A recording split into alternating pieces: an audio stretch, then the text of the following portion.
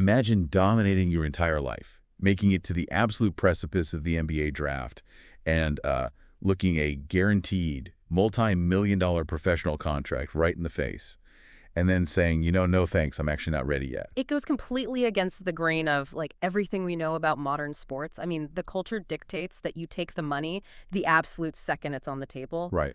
Refusing it takes a level of self-awareness that is almost impossible to find in a 19-year-old kid. But that is the exact counterintuitive choice that created the most statistically absurd college basketball player of this decade. Welcome to the Deep Dive.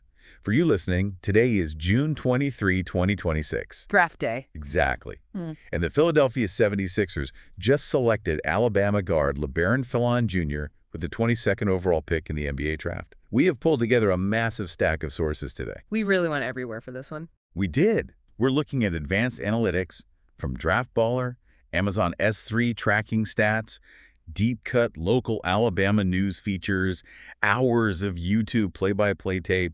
We're even digging all the way back to his high school Gatorade Player of the Year press releases. Gotta look at the origin story. Yeah, because our mission today is to figure out exactly how Philon transformed from an undersized, somewhat inefficient freshman into a historical anomaly. And ultimately, what his unique skill set actually means for his NBA future in Philadelphia. Okay, let's unpack this. To understand the mechanics of how Labaron Philon Jr. actually plays the game of basketball, we really have to start by looking at his environment. The foundation. Right. It wasn't built in some, pristine, climate-controlled AAU laboratory with a shooting machine and a personal skills trainer. It was built on a cracked, dusty driveway in Mobile, Alabama. Which is such a great visual. It is, and that physical environment is crucial because he didn't inherit some massive physical advantage. He doesn't come from a long lineage of professional athletes. His mom, Alicia Robinson, actually referred to him as a rainbow baby, right? Yeah, which is a term used for a child born after a previous pregnancy loss. And she noted to local reporters that she always sensed he had this innate gift.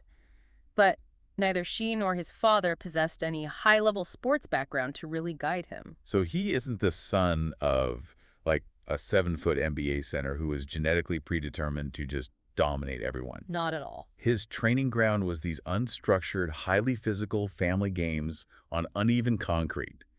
He was out there playing against his father and his 14-year-old brother, Corey. And if you've ever played sibling basketball, the older brother's not taking it easy on the youngest, smallest kid on the court. Oh, definitely not. Yeah. The local papers mapped out how this bred a borderline obsession for him. By age 9, Philon was literally sleeping with a basketball. That's wild. Yeah, and he wore a Steph Curry jersey everywhere he went. He just immersed himself in the sport to combat the physical disadvantages he faced out on that driveway. Let's actually think about the geometry of that driveway for a second. I like to think of it as the driveway crucible. Oh, I like that. Think of playing on a narrow, cracked, concrete slab, like batting with a weighted donut on your baseball bat. It actively constricts your movement. If you're a small 9-year-old trying to score on a bigger 14-year-old, you can't just throw a wide, looping crossover dribble. Because you're going to bounce the ball right off a crack or lose it in the dirt. Exactly. You are forced to develop microscopic, tight space ball handling. You have to keep the ball on a string directly under your center of gravity. Yeah, you have to figure out how to contort your body and use strange angles off the backboard simply because you can't just jump over the defender. That constrained environment forces creative solutions. That is a phenomenal way to look at it. The driveway forced him to develop this highly unorthodox biomechanical rhythm. It's the exact reason why, when we look at his college tape later, he operates in the 99th percentile in isolation. He developed those incredible left-handed finishes and those high-arcing floaters specifically because that was the only mathematical way a small kid could score over a teenager on a narrow slab of concrete. And it clearly worked, because those tight space mechanics translated into absolute dominance at Baker High School. The local features show he averaged a staggering 34.7 points, 6 rebounds, and 4 assists. Which is just absurd production. It is. It culminated in him winning the 2023 Gatorade Alabama Boys Basketball Player of the Year and the title of Alabama Mr. Basketball. He essentially conquered his entire home state. He did, but, conquering high school basketball and navigating the business side of college basketball are two very different things. Oh, completely. His transition to the college level was a complete structural mess. It's a perfect case study for you listening on how raw, unrefined talent is rarely enough to guarantee a smooth, linear progression. Yeah, the recruiting timeline we have here is exhausting to even read. So he initially commits to Auburn, but then an assistant coach he was close to, Wes Flanagan, leaves the program. So Philon decommits. Right. He then uproots his life and transfers to Link Academy in Missouri for his senior year just to get more national exposure. Then he commits to Kansas. He actually signs the official letter of intent. But then he changes his mind again. Yeah, he requests a full release from Kansas, gets it, and finally lands at Alabama to play for head coach Nate Oats. That is a staggering amount of geographical and system-level movement before taking a single college class. It highlights the chaotic search for the perfect fit that really defines modern recruiting. But when he finally suited up for Alabama for his freshman year, the 2024-25 season, the reality of high major college basketball hit him hard. It's a huge adjustment. Huge. He wasn't a bust by any means. He made the SEC all-freshman team. But for a kid who was dropping 35 points a night in high school, his production really plummeted. He averaged 10.6 points and 3.8 assists. And the perimeter shooting was a bit rough, right? Yeah, that was the glaring issue. He shot just 31.5% from three-point range. Wait, let me stop you there. Because the timeline gets genuinely confusing for a second. He shoots 31% from three, barely averages double digits, and then he declares for the 2025 NBA draft. Yep. How does a player look at those specific metrics and think an NBA front office is going to hand him a guaranteed first-round contract? Well, because the modern pre-draft process is frequently used as an intelligence gathering mission rather than a genuine declaration of readiness. Oh, okay. Under the current rules, players can declare, go to the combine, work out for teams, get direct feedback from front office executives, and then withdraw their name before the deadline to return to school. Got it. What's fascinating here is the psychological maturity he displayed and how he handled that feedback. Because the NBA scouts did not sugarcoat it. They rarely do. Exactly. Right. They told him his shot mechanics were inconsistent, his defense was a liability, and his draft stock was hovering dangerously low around the late first to mid-second round. So he was staring down the barrel of a non-guaranteed contract. Precisely. And in a culture that pushes instant gratification, where players surround themselves with people telling them how great they are, Philon did the exact opposite. He actually listened. He internalized the harsh criticism, officially withdrew from the draft just hours before the deadline, and voluntarily went back to Tuscaloosa for a sophomore season. Which takes immense self-awareness, realizing that you are the one holding yourself back, and that you need to go back into the lab, basically. It really does. Sometimes the smartest career move is just realizing you aren't ready yet. Which sets the stage for what we have to talk about next. Because going back to Alabama didn't just marginally improve his stock, it triggered one of the most statistically absurd vertical leaps in production in the history of modern college basketball. When local beat reporters asked Philon why he specifically chose to return to Alabama instead of hitting the transfer portal like so many other players, his answer was incredibly pragmatic. What did he say? He said, "It's Coach Oats' ability to develop guys. He's so smart and he knows what he's doing." And he wasn't just giving standard press conference filler there. He was pointing to a highly documented systemic phenomenon at Alabama under Nate Oats and his assistant, Preston Murphy. Right. The sources map out this year-two leap phenomenon beautifully. We've seen guys like Herb Jones go from being a defensive specialist to winning SEC Player of the Year. Keon Ellis and Rylan Griffin both exploded in their second seasons. Mark Sears is another great example. Exactly. Sears went from averaging 12.5 points to 21.5 points in his second year in Oats' system. But Labaron Philon's sophomore jump makes all of those look completely normal. It's just off the charts. Let's look at the Amazon S3 data. For his sophomore season, he jumps to 22 points, 5 assists, and 3.5 rebounds per game. He shoots 50.1% from the field and spikes his three-point shooting up to nearly 40%. Let's put a historical pin in those specific numbers. Because of the volume he was shooting, Labaron Philon became the first Power 4 conference player since the year 2000 to average 21 or more points, 4 or more assists, and shoot over 50% from the field. Wait, really? Yes. We are talking about more than 2 full decades of college basketball, featuring some of the greatest collegiate guards of all time, and he is the only one to cross those 3 specific mathematical thresholds. Here's where it gets really interesting, and I have to push back hard on this. I'm looking at Alabama's team metrics, and something doesn't fully add up for me. Okay, lay it on me. Nate Oats runs a system that is famous for its frantic pace. Alabama had the #1 pace of play in the country, averaging nearly 92 points a game as a team. Right, they play incredibly fast. So if you are playing at a track meet speed and you have significantly more possessions than a team playing a half-court grinding style, aren't your point guard's raw numbers completely inflated by default? It's a fair question. Is this historic jump actually a reflection of Philon's skill? Or is he just the lucky beneficiary of a system that guarantees someone's going to score 20 points a night? It is the exact question every NBA front office had to answer. And it's true that pace directly inflates raw totals like points and assists. Getting more possessions means getting more shots. Right. But here is the critical difference. Pace does not inflate efficiency.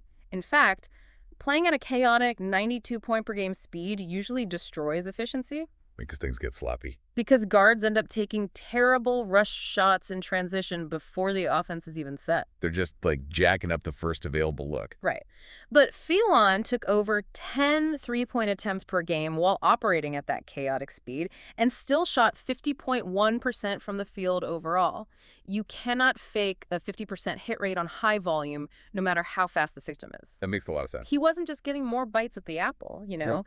He was making mathematically optimal decisions with almost every single bite. Okay, that clarifies the efficiency argument perfectly. But raw box score numbers still don't explain how a 176-pound guard survives in the paint against elite athletes. No, they don't. To understand the physical mechanics of his game and why he ultimately went exactly 22nd in the draft, we have to look past the spreadsheet and dig into the advanced scouting tape. Draft Baller's profile introduces him with the phrase offensive flamethrower. And they back up that flamethrower moniker with the tracking data. Draftballer cites his true shooting percentage at an elite 63%, which factors in the added value of three-pointers and free throws. That's incredibly high for a guard. It is. But the percentile rankings are what really explain his playstyle.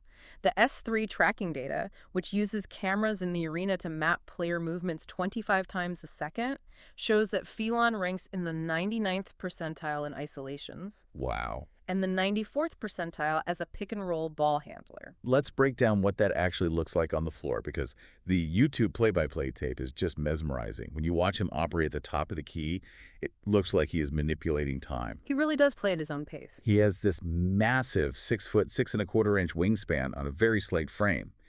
And he uses these subtle hesitation dribbles to freeze the defender, and then he uses that long wingspan to release the ball far away from his body where a bigger defender simply can't reach it. Yeah, that spatial awareness is elite. He's throwing these incredibly precise lob passes to his big man, Aiden Sherrill, right over the outstretched arms of the defense. It all traces back to the paint space mechanics he learned on the driveway.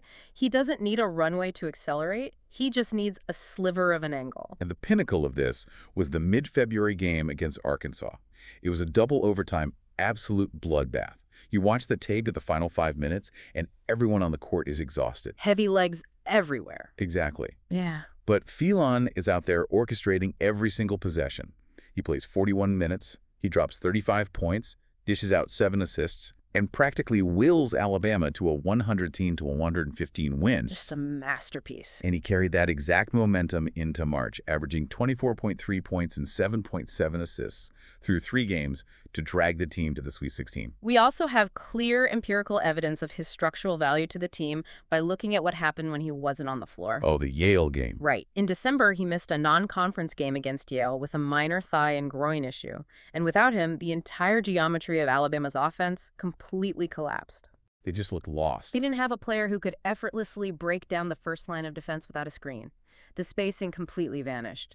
It proved that he wasn't a product of the system. He was the engine making the system work. So the tracking data and the film prove that he is an absolute savant at finding and exploiting space on a basketball court. He carries his team to the Sweet 16. He hits historic efficiency benchmarks, which brings up a glaring contradiction. The draft slide. Yeah. If he is doing things we haven't seen from a college guard since the year 2000, why on earth wasn't he drafted in the lottery? Why did 21 different teams look at this historic profile and just pass on him? Because finding space in the SEC and surviving the structural warfare of an NBA playoff series are two entirely different sports. And that discrepancy exposes his two massive red flags. Let's get into those. First, his physical frame. He officially weighed in at the combine at 176 pounds. Oh, wow. Yeah. In a modern NBA where point guards are increasingly built like 220-pound linebackers, 176 pounds is a massive vulnerability. It's light even for college. Against grown men in the league, that's terrifying. Exactly. And that physical limitation bleeds directly into his second red flag, which is his defense. We looked at his defensive box plus minus, or DBPM. In college basketball, a 1.2 DBPM means his defensive contributions are barely moving the needle against amateur competition. Ouch. When you isolate that metric among draft-eligible guards, a 1.2 drops him into the bottom third. The math simply says he's a defensive liability, he gets outmuscled on screens, and his focus off the ball is highly inconsistent.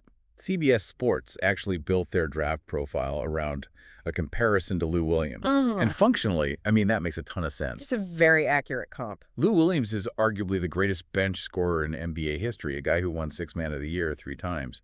But he was never really a franchise cornerstone. He bounced around the league because he was a slight, undersized guard who struggled to guard his own shadow. Even though Philon has that great 6'6" wingspan to contest shots, it doesn't change the laws of physics. If a 230-pound wing decides to back you down, a long wingspan isn't going to stop you from getting pushed under the basket. And you have to look at how modern NBA playoff basketball actually operates. In the regular season, you can hide a bad defender. In the playoffs, offenses are ruthlessly analytical. They will hunt you down. They run pick-and-roll actions specifically designed to force a switch, getting their biggest, strongest forward matched up onto your lightest guard.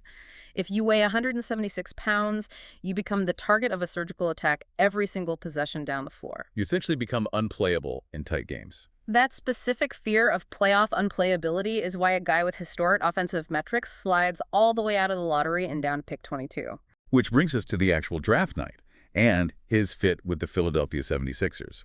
Because if you understand that highly specific profile, an elite, versatile offensive initiator who requires structural protection on defense, his slide to the 22nd pick and his landing spot in Philly start to look like a perfect marriage. It's a brilliant strategic move by the Sixers. The president of basketball operations, Mike Gansey, wasn't looking for a franchise savior at pick 22. Right. They already have their guys. He drafted Philon to plug into a foundation that is already structurally sound, built around their superstar guard Tyrese Maxey and their recent lottery pick, VJ Edgecombe. So what does this all mean? How does a 176-pound guard who historically needs the ball in his hands to be effective actually survive in a Sixers rotation that already features an incredibly dominant, ball-centric guard like Tyrese Maxey? Don't they occupy the exact same space? If we connect this to the bigger picture, in today's NBA, having a secondary creator is no longer a luxury. It is a structural necessity for any contending team. You can't just rely on one guy. Exactly. You cannot rely on one single player to break down the defense for 82 games. You need someone who can come off the bench, take the keys to the offense, and instantly collapse the defense while the starters rest. That makes sense. But more importantly, the advanced tracking data kills the narrative that Philon only works when he's dribbling. The S3 stats show he shot an astonishing 46% on unguarded catch-and-shoot three-pointers. Wow. So he is lethal even when he doesn't have the ball. Precisely. This means you can play him alongside Tyrese Maxey. Think about the geometry of that pairing. Maxey uses his elite downhill speed to drive into the paint, sucking the defense in. And when the defense collapses, He kicks it out to Philon, who is shooting 46% on wide-open catch-and-shoot looks. Conversely, Philon can initiate the pick and roll, allowing Maxey to spot up and rest off the ball for a few possessions, which eases his massive offensive burden. it's highly complementary. Philon provides instant, highly efficient offense in a reserve role right out of the gate, while the Sixers have the defensive anchors necessary to hide him on the other end of the floor. It really is a masterclass in situational fit. And when you look at the entirety of the timeline we just covered, the journey is incredible. It's been a wild ride. He goes from learning the tight space physics of basketball on a dusty, uneven driveway in Mobile, Alabama. He navigates a chaotic recruiting carousel across 3 different states. He faces the harsh reality of a mediocre freshman season. And instead of taking the easy money, he exhibits the maturity to withdraw from the NBA draft. Right. He takes the brutal feedback from scouts, stays in Nate Oats' system, fundamentally rebuilds his efficiency, and produces a historic 22-point-per-game sophomore season. And now, He's the newest Philadelphia 76er. It serves as a powerful reminder that progress in any highly competitive field is rarely linear.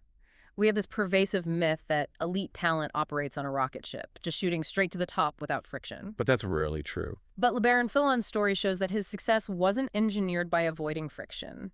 It was engineered by his willingness to pump the brakes, solicit brutal criticism, and actually put in the unglamorous work to fix his flaws. It takes a lot of courage to admit you aren't a finished product when the whole world is treating you like one. And this raises an important question, one that extends far beyond the mechanics of basketball. We are currently living in an era of college sports completely dominated by the transfer portal, Oh, absolutely. which is really just a symptom of a broader culture that demands instant gratification. If a player doesn't start or doesn't get the shot volume they want as a freshman, the immediate reflexive reaction is to transfer out and seek an easier path somewhere else. Just jump ship immediately. Exactly.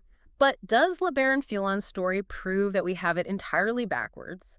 Does his historic leap prove that resisting the urge to run, trusting a rigorous development system, absorbing the uncomfortable feedback, and forcing yourself to stay in the oven for a year or two is actually the ultimate, true shortcut to long-term success? It's a fascinating psychological framework. Do you abandon ship the second things get difficult, or do you stay in the confined space, adapt your mechanics, and figure out a new angle? Because as we've seen looking at the tape today, sometimes that narrow, uneven pavement is exactly what you need to build something that translates to the highest level in the world.